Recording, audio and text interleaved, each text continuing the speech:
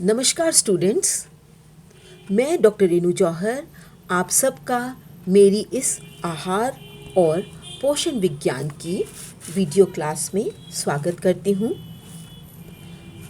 आज के वीडियो का मेरा विषय है अनुशंसित आहार्य भत्ता का भाग 2। इस वीडियो में मैं आपको ICMR की राष्ट्रीय पोषण संस्थान द्वारा भारतीयों के लिए पोषक तत्वों की मात्रा जो 2020 में निर्धारित की गई हैं और अगले 10 वर्षों तक मान्य होंगी, उनके बारे में विस्तृत रूप से बताऊंगी।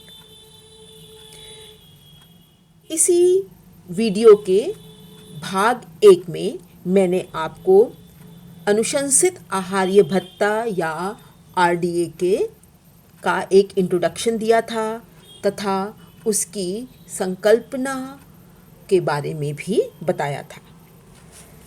आज के वीडियो में मैं आपको ICMR यानी Indian council of medical research के द्वारा विभिन्न आयु वर्ग और शारीरिक स्थितियों में भारतीयों के लिए पोषक तत्वों की अनुशंसित आहार्य भत्ता या अनुशंसित पोषक तत्वों की मात्रा के बारे में बताऊंगी। यह सारी पोषक तत्वों की मात्राएं एक टेबल के रूप में दी गई हैं। सबसे पहले अगर हम देखें तो ICMR ने सभी भारतीयों को कई आयु वर्गों में बांटा है, जिसको कि एज ग्रुप कहा गया है। इसके अंतर्गत पहला ग्रुप है मेन या पुरुष, जिसके अंतर्गत सभी वयस्क पुरुष आते हैं। जैसा कि मैंने आपको इससे पहले के वीडियो में बताया था कि रेफरेंस इंडियन मेल या संदर्भ पुरुष, जो कि भारतीय परिप्रेक्ष्य में 19 से 39 वर्ष का एक पुरुष है और जिसका वज़न 65 किलोग्राम है, वह इस कैटेगरी में आता है। इसी तरह से संदर्भ महिला या रेफरेंस वुमेन जो है, वह एक ऐसी भारतीय महिला है या उसको हम मान सकते हैं कि उसको हम संदर्भ या रेफरेंस के रूप में यूज़ करते हैं, जो कि एक वयस्क महिला है जिसकी आयु 19 से 39 वर्ष है और उसका वज़न 55 किलोग्राम है। जब वयस्क पुरुष और महिला के लिए पोषक तत्वों की मात्रा निर्धारित की गई है, तो उसमें इस संदर्भ पुरुष और संदर्भ महिला को ध्यान में रखकर किया गया है, यानी उन्हें स्टैंडर्ड माना गया है। इसके बाद हम देखें तो ICMR ने अन्य आयु वर्गों के अंतर्गत शिशुओं, बच्चों और लड़के और लड़कियों की विभिन्न पोषक तत्वों की मात्राएं प्रस्तावित की हैं। सबसे पहले मैं आपको वयस्क पुरुष और वयस्क महिला की पोषक तत्वों की दैनिक प्रस्तावित मात्रा के बारे में बताऊंगी। ICMR ने वयस्क पुरुष को 3 वर्गों में बांटा है, जो कि शारीरिक सक्रियता या शारीरिक क्रियाशीलता, जिसको हम कहते हैं कि वह कितनी फिजिकल एक्टिविटी करता है, उस पर आधारित है, क्योंकि पौष्टिक तत्वों की मांग, विशेष रूप से वह पौष्टिक तत्व जो ऊर्जा प्रदान करने वाले होते हैं या जिनकी ऊर्जा की मांग पर तत्वों की आधारित होती है, उसके लिए शारीरिक क्रियाशीलता अति आवश्यक है। ICMR ने वयस्क पुरुषों को 3 श्रेणियों में बांटा है। पहला है साधारण श्रम करने वाले, जिसको कि हम सेडेंट्री वर्कर कहते हैं। दूसरा मध्यम क्रियाशील व्यक्ति, मॉडरेट वर्कर। और तीसरा हैवी या अत्यधिक शारीरिक रूप से क्रियाशील व्यक्ति। अब मैं आपको इन तीनों वयस्क पुरुषों की जो श्रेणियां हैं उनके बारे में थोड़ा सा समझाऊंगी। साधारण क्रियाशील व्यक्ति वे व्यक्ति होते हैं जो शारीरिक कार्य कम और मानसिक कार्य अधिक करते हैं तथा घरेलू कार्य अथवा हल्के फुल्के कार्य ही करते हैं। ये सब इस श्रेणी में आते हैं, जैसे डॉक्टर, मैनेजर, प्रोफेसर, आईएएस अधिकारी। इसके अतिरिक्त गृहिणी, नर्स, सेवानिवृत्त व्यक्ति, जमींदार, शिक्षक आदि भी इस श्रेणी में आते हैं। मध्यम क्रियाशील व्यक्ति के अंतर्गत वे व्यक्ति आते हैं जो हल्के फुल्के कार्य और घरेलू कार्य करते हैं। इस श्रेणी के अंतर्गत जो व्यक्ति हैं उनको कम ऊर्जा उत्पादक भोजक तत्वों की आवश्यकता होती है। मध्यम श्रम करने वाले वर्ग के अंतर्गत आने वाली कैटेगरी में आते हैं मछुआरा, टोकरी बनाने वाला, कुम्हार, सुनार, खेतीहर मजदूर, कारपेंटर, मिस्त्री, रिक्शा चालक, विद्युत मिस्त्री, घरेलू नौकर, खेतीहर मजदूर, बीड़ी मजदूर आदि। तीसरी कैटेगरी है भारी या अधिक क्रियाशील व्यक्ति। जो व्यक्ति अधिक शारीरिक श्रम करते हैं। इस श्रेणी के अंतर्गत आने वाले व्यक्ति शारीरिक श्रम बहुत अधिक करते हैं, अतः इन्हें अधिक मात्रा में ऊर्जा उत्पादक भोजक तत्वों की आवश्यकता होती है। मजदूर, किसान, कुली, लोहार, पत्थर तोड़ने वाला, खदान मजदूर, लकड़हारा। इसके अतिरिक्त जो महिलाएं भी ये सभी कार्य करती हैं वह भी अधिक क्रियाशील श्रेणी में आती हैं। आईसीएमआर ने महिलाओं को भी इन 3 श्रेणियों में रखा है, यानी हल्का कार्य, मध्यम कार्य और भारी शारीरिक कार्य करने वाली 3 कैटेगरीज। इसके अतिरिक्त आईसीएमआर ने महिलाओं के लिए 2 और वर्ग बनाए हैं, जिसके अंतर्गत गर्भवती महिला और धात्री महिला भी आती है। धात्री महिला को 2 वर्गों में बांटा जाता है। प्रथम 6 माह में जब वो शिशु को दूध पिलाती है प्रसव उपरांत, और अगले 7 से 12 माह में जब वो स्तन्यपान करती है। अगली कैटेगरी है शारीरिक भार की। इसमें आप देखेंगे कि जो संदर्भ महिला या पुरुष था उसके अनुसार ही आईसीएमआर ने बॉडी वेट रखा है। इसके अंतर्गत एक संदर्भ भारतीय पुरुष का शारीरिक भार 65 किलो और एक संदर्भ भारतीय महिला, जिसको हम रेफरेंस इंडियन वुमेन कहते हैं, उसका वेट 55 केजी निर्धारित किया गया है।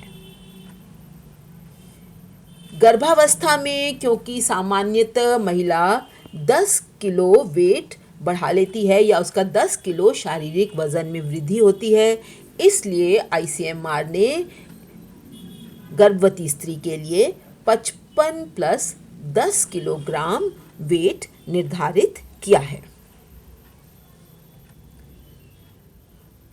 बच्चों, इसके अलावा अब आप देखेंगे कि अगर हम आरडीए की विभिन्न पोषक तत्वों की बात करें तो विभिन्न पोषक तत्वों को नापने की इकाई भिन्न भिन्न है।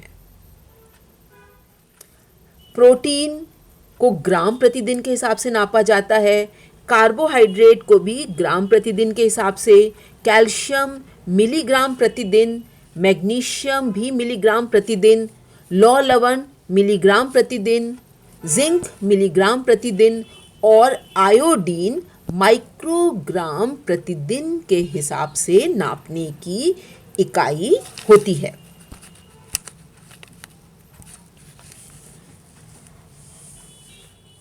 इस टेबल में आप देखेंगे कि विभिन्न पोषक तत्वों को मापने की इकाई भिन्न भिन्न है और यह बहुत ही महत्वपूर्ण है।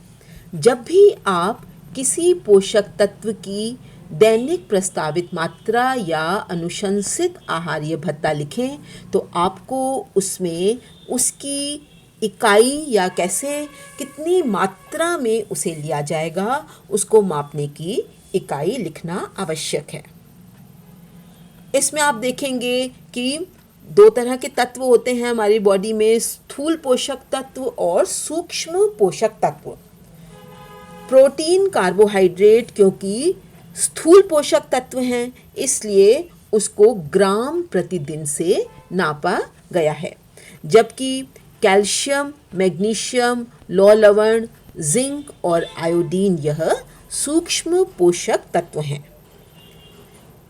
हर पोषक तत्व के साथ /D लिखा हुआ है, इसका मतलब है प्रतिदिन, पर डे। देखिए आप यहाँ देखेंगे।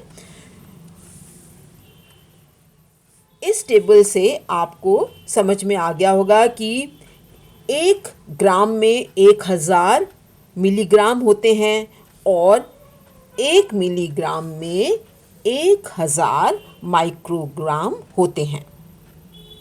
प्रोटीन और कार्बोहाइड्रेट की मात्रा ग्राम प्रतिदिन निर्धारित है, जबकि कैल्शियम, मैग्नीशियम, लौह लवण और जिंक जो हैं इनकी मात्रा मिलीग्राम प्रतिदिन और आयोडीन की माइक्रोग्राम प्रतिदिन रखी गई है। अब हम अगर प्रोटीन की बात करें तो वयस्क पुरुष के लिए प्रोटीन की प्रस्तावित मात्रा 54 ग्राम प्रतिदिन है और महिला के लिए 45.7 ग्राम प्रतिदिन। दोनों के लिए कार्बोहाइड्रेट 130 ग्राम प्रतिदिन प्रस्तावित किया गया है। एक सामान्य महिला और पुरुष की कैल्शियम की आवश्यकता भी एक समान है। दोनों को 1000 मिलीग्राम प्रतिदिन कैल्शियम की आवश्यकता होती है। पुरुषों की मैग्नीशियम की आवश्यकता महिलाओं से अधिक है। पुरुषों को 385 मिलीग्राम प्रतिदिन कैल्शियम की आवश्यकता होती है, जबकि महिलाओं को 325 मिलीग्राम प्रतिदिन कैल्शियम की आवश्यकता होती है। लौह लवण पुरुषों के लिए 19 मिलीग्राम और महिलाओं के लिए 29 मिलीग्राम प्रस्तावित किया गया है। बच्चों आप देखेंगे कि सभी पोषक तत्व जो हैं उनकी मात्रा पुरुषों के लिए अधिक है, सिर्फ लौह तत्व को छोड़ के। इसका कारण है कि महिलाओं को हर महीने मासिक धर्म से उनके शरीर से रक्त के द्वारा काफ़ी अधिक मात्रा में लौह लवण का क्षय होता है या उसका ह्रास होता है। इस कारण महिलाओं की लौह लवण की आवश्यकता पुरुषों से अधिक होती है। पुरुषों को प्रतिदिन 17 मिलीग्राम जिंक चाहिए, जबकि महिलाओं को 13.2 मिलीग्राम प्रतिदिन जिंक की आवश्यकता होती है। आयोडीन की आवश्यकता महिलाओं और पुरुषों दोनों के लिए 125 150 माइक्रोग्राम प्रतिदिन अनुशंसित की गई है। अतः सामान्य पुरुष और सामान्य महिला की पोषक तत्वों की आवश्यकताएं काफ़ी मिलती जुलती हैं। सिर्फ प्रोटीन की आवश्यकता, मैग्नीशियम की आवश्यकता, लौह लवण और जिंक इसमें थोड़ी बहुत भिन्नता होती है। अब मैं आपको एक गर्भवती स्त्री के लिए ICMR द्वारा प्रस्तावित पोषक तत्वों की दैनिक मात्रा के बारे में बताऊंगी। सबसे पहले हम देखें तो बॉडी वेट में 55 + 10 का मतलब है कि सामान्य अवस्था में महिला का वज़न 55 किलोग्राम होता है तथा गर्भावस्था में सामान्यतः भारतीय महिलाओं का वेट 10 किलो तक बढ़ जाता है, इसलिए इसमें +10 कर दिया गया है। यानी गर्भावस्था में यह सामान्यतः 65 किलो जो है वो स्टैंडर्ड माना जाता है। प्रोटीन की आवश्यकता की बात करें तो गर्भावस्था की दूसरी तिमाही में उसे +9.5 अतिरिक्त प्रोटीन की आवश्यकता होती है। आप देखेंगे कि प्लस लिखा हुआ है, +9.5 से मतलब है कि सामान्य अवस्था में अगर उसकी आवश्यकता 45.7 ग्राम है तो गर्भावस्था की दूसरी तिमाही में उसको 9.5 ग्राम अतिरिक्त प्रोटीन की आवश्यकता होगी, यानी 45.7 + 9.5। गर्भावस्था की तीसरी तिमाही में उसे अतिरिक्त 22 ग्राम प्रोटीन की आवश्यकता होगी, इसीलिए +22 लिखा है और इसको थर्ड ट्राइमेस्टर यानी गर्भावस्था की तीसरी तिमाही। आपको पता है गर्भावस्था को 3 तिमाहियों में बांटा जाता है क्योंकि गर्भावस्था सामान्यतः 9 माह की होती है। पहली तिमाही, दूसरी तिमाही और तीसरी तिमाही।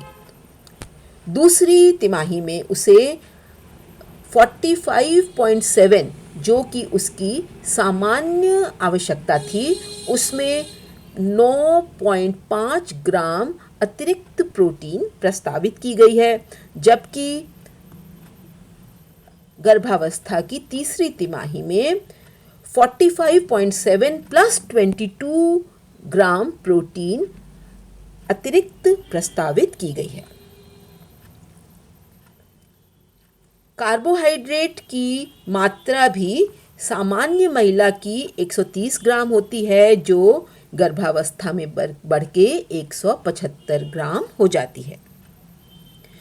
कैल्शियम की आवश्यकता सामान्य महिला के समान ही 1000 मिलीग्राम प्रतिदिन है। मैग्नीशियम की आवश्यकता गर्भावस्था में बढ़ के 385 मिलीग्राम प्रतिदिन हो जाती है। गर्भावस्था में लौह लवण की मात्रा बढ़ जाती है। अब आप देखेंगे बच्चों की प्रोटीन के लिए तो +9.5 और +22 ग्राम प्रतिदिन लिखा था प्लस, जबकि लौह लवण में प्लस नहीं है। इसका मतलब कि यह 40 मिलीग्राम प्रतिदिन गर्भावस्था में हो जाती है। गर्भावस्था में महिला के रक्त का वॉल्यूम बढ़ जाता है। उसके अलावा उसको शिशु को भी रक्त सप्लाई करना होता है। इसके अतिरिक्त प्रसव के लिए भी उसके शरीर में रक्त जो है वो संचित होने लगता है। इसलिए गर्भवती स्त्री को 40 मिलीग्राम प्रतिदिन लौह लवण की आवश्यकता होती है। जिंक की आवश्यकता भी गर्भावस्था में बढ़कर 13.2 मिलीग्राम से 14.5 मिलीग्राम प्रतिदिन हो जाती है। आयोडीन की बात करें तो आयोडीन गर्भस्थ शिशु के शारीरिक और मानसिक विकास के लिए एक बहुत ही महत्वपूर्ण लवण है या मिनरल है। हालांकि उसकी मात्रा हमें माइक्रोग्राम्स में होती है, परंतु गर्भावस्था में वह सामान्य की तुलना में 100 माइक्रोग्राम बढ़कर 250 माइक्रोग्राम प्रतिदिन हो जाती है। इसके बाद हम धात्रीवस्था पे आए तो धात्रीवस्था को आईसीएमआर ने 2 कैटेगरीज में बांटा है। पहले 6 महीने यानी प्रसव के उपरांत जब शिशु 6 माह तक का हो जाता है वो, और उसके उपरांत 7 से 12 माह के शिशु को जब माँ स्तनपान कराती है तो वह भी धात्रीवस्था के अंतर्गत आता है। इस अवस्था में सामान्यतः महिला धीरे धीरे अपने नॉर्मल बॉडी वेट पर आ जाती है। इसलिए आईसीएमआर ने इसके लिए बॉडी वेट की कोई प्रस्तावना नहीं की है। ये माना जाता है कि धात्रीवस्था में महिला सामान्य अपने बॉडी वेट पर आ जाएगी। धात्रीवस्था में महिला को अतिरिक्त प्रोटीन की मात्रा प्रस्तावित की गई है। आप देखेंगे +16.9 एंड +13.2। 16.9 ग्राम प्रतिदिन धात्रीवस्था के पहले 6 माह के लिए प्रस्तावित है। इस समय माता को प्रोटीन की अतिरिक्त आवश्यकता होती है, क्योंकि शिशु के दुग्ध निर्माण के लिए माता के शरीर में प्रसव के दौरान टिश्यूज़ का जो क्षय हुआ है, साथ में रक्त जो कि एक प्रकार की प्रोटीन है, उसके निर्माण के लिए भी प्रोटीन की आवश्यकता होती है। इसके अतिरिक्त धात्रीवस्था में लैक्टेशन के दौरान क्यों और प्रोटीन की आवश्यकता होती है, इसके बारे में विस्तृत रूप से मैंने आपको पूर्व के वीडियो में बताया था। धात्रीवस्था में कार्बोहाइड्रेट की मांग बढ़कर 200 ग्राम प्रतिदिन दोनों अवस्थाओं में हो जाती है। कैल्शियम क्योंकि शिशु के लिए दूध क्योंकि कैल्शियम का शिशु के लिए मुख्य स्रोत है, इसलिए माता को अतिरिक्त कैल्शियम की आवश्यकता पड़ती है। धात्रीवस्था में आईसीएमआर ने 1200 मिलीग्राम प्रतिदिन कैल्शियम की मात्रा प्रस्तावित की है।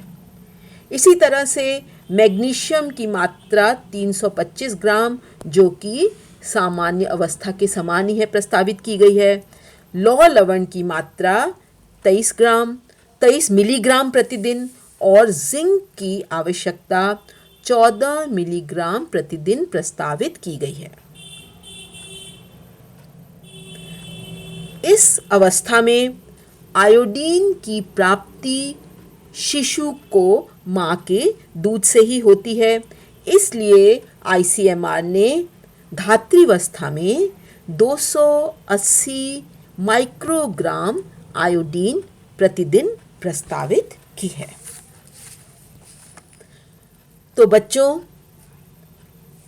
आरडीए के दूसरे भाग में मैंने आपको वयस्क पुरुष और महिला के प्रोटीन, कार्बोहाइड्रेट, कैल्शियम, मैग्नीशियम, लौह लवण, जिंक और आयोडीन की दैनिक प्रस्तावित मात्रा या अनुशंसित आहार्य भत्ता जो कि आईसीएमआर ने 2020 में भारतीयों के लिए निर्धारित किया है, उसके बारे में बताया।